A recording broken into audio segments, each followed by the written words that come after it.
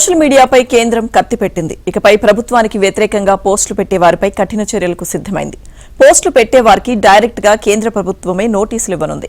Online వేదికలపై తమ అభిప్రాయాలను వ్యక్తపరిచే యూజర్లను, కంటెంట్ క్రియేటర్లను, సోషల్ మీడియా ఇన్ఫ్లుయెన్సర్లను కూడా న్యూస్ పబ్లిషర్లుగానే ఇకపై కేంద్రం చూడబోతోంది. ఈ మేరకు ఐటీ నిబంధనలు 2021లో కొన్ని సవరణలు ప్రతిపాదిస్తూ సోమవారం ముసాయిదా నిబంధనలను విడుదల చేసింది.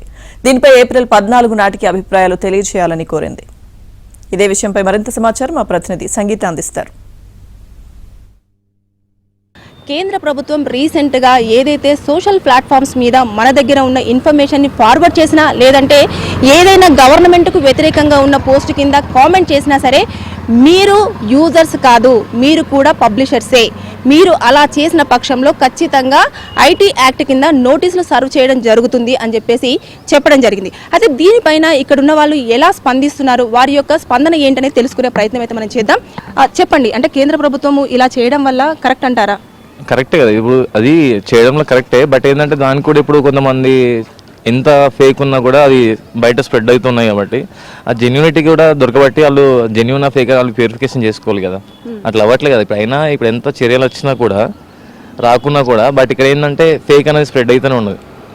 ఫేక్ ప్రొడక్ట్స్ కానీ, ఫుడ్ కానీ, వాట్ ఎవ్రీథింగ్ ఎల్స్, ప్రమోషన్స్ కానీ, ఇప్పుడు ఏదైనా వస్తువు కానీ దాని గురించి ప్రమోషన్ చేసినప్పుడు వాళ్ళు గవర్నమెంట్ నుంచి పర్మిషన్ తీసుకొని, అప్రూవల్ తీసుకొని వాళ్ళకి సంబంధించినతో చేస్తే బాగుంటుంది కదా. క్వశ్చన్ చేయాలంటే ఇప్పుడు క్వశ్చన్ చేస్తే కొంతమంది న్యాచురల్గా టైంపాస్గా ఏదైనా బోరింగ్గా పెడితే మాత్రం దానికి క్వశ్చన్ చేస్తాడు.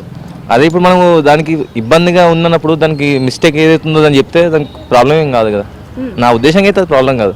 అంటే వాళ్ళు అడిగిన దానికి మనము చెప్తున్నాం, అలా మిస్టేక్ ఉంటే మనం చెప్తున్నాం. కానీ ఇలాంటి వీటికి రెస్పాన్స్ ఎవరు? సోషల్ మీడియా అంటే మన హక్కు, అది దాన్ని మనం ఇప్పుడు నేను నార్మల్ లోకల్ బాయ్ ఇక్కడ, నేను డైరెక్ట్గా ఏదైనా మినిస్టర్ ఉండని, ఎమ్మెల్యే ఉండని ఎవరి దగ్గర డైరెక్ట్ పోలేను. నేను ఒకవేళ వెళ్ళిపోతే కూడా నువ్వు ఎట్లా వచ్చినావు రా బాయ్, నువ్వు ఎక్కడ ఉంటావు, ఏ డివిజన్లో ఉంటావు, మీ లీడర్ ఎవరు, ఎట్లా వచ్చినావు అని అది అడుగుతారు. నేను చూస్తాను, నార్మల్గా స్క్రోలింగ్ చేస్తుంటా, ఫేస్బుక్ కానీ, ఇన్స్టాగ్రామ్ కానీ, యూట్యూబ్ కానీ స్క్రోలింగ్ చేస్తుంటా. దాంట్లోకి వచ్చి నాకు ఛాన్స్ దొరుకుతుంది ఏంటంటే ఇది తప్పు అని, నేను దాన్ని నా ఒపీనియన్గా ఇస్తాను. అది ఒకవేళ నిన్ను కరెక్ట్ వేలో ఇవ్వకపోతే, గలీజ్లో రాంగ్ వేలో ఇస్తే అది నా తప్పు. నా ఒపీనియన్ మంచిదనంగా కూడా ఇస్తే నువ్వు ఎట్లా ఇచ్చినావు అని నాకు పెట్టుకుంటే అది రాంగ్. నార్మల్గా ఒక మంచితనం, ఒక మంచి వే గురించి ఏదైనా పోస్ట్ మనం రిప్లై చేయాలంటే ఇస్తాం మేడం అది. కానీ ఆ విధంగా మనం ఏదో దాని గురించి ఇప్పుడు చెడ్డ విషయం ఏదైనా ఉందనుకో, మనం ఒకటి ఫార్వర్డ్ చేస్తాం అనుకో, వాళ్ళు వ్యతిరేకంగా ఇట్లా మనకి వేరే విధంగా బ్యాడ్గా చేస్తారు కమెంట్. సో అది కరెక్ట్ కాదని నేను చెప్తున్నాను మేడం. నేను ఇప్పుడు మనం వాళ్ళు ఏదైనా చెప్పాలనుకున్నది కానీ వాళ్ళు ఇట్లా ఇప్పుడు డైరెక్ట్ మేము ఒక పర్సన్ దగ్గరికి వెళ్ళాము, ఇది మేము చేయగలుగుతాము అంటే, ఏమో మాట్లాడాలంటే కూడా ఒకరి నుంచి ఒకరు దాటుకొని వెళ్ళాల్సి వస్తుంది. సో వీ హ్యావ్ టు, మనం ఎట్లా వాళ్ళకి మెసేజ్ ఇవ్వగలుగుతాం చెప్పండి? మనకు ఏదన్నా సోషల్ మీడియా నుంచే మనం ఇవ్వగలుగుతాం. ఏదైనా మంచి అయినా వాళ్ళకి ఒక గురించి వాళ్ళకి ఎక్స్ప్లెయిన్ చేయాలన్నా కానీ మనం ఈ విధంగానే చేయగలుగుతాము.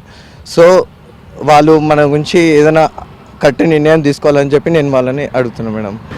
రైట్ టు స్పీచ్ని కిల్ చేయడమే అని ఇక్కడున్న ఎవరైతే మాట్లాడారో వాళ్ళందరూ కూడా చెప్పడం జరుగుతుంది. ప్రతి ఒక్కరి అభిప్రాయం ఏంటంటే, మేము స్వతంత్రంగా మాట్లాడుకుంటాము, యూజర్స్ని యూజర్స్ లాగానే పరిగణించండి, అంతే తప్పించి మమ్మల్ని పబ్లిషర్స్గా చూడవద్దు అని చెప్పేసి అంటున్నారు.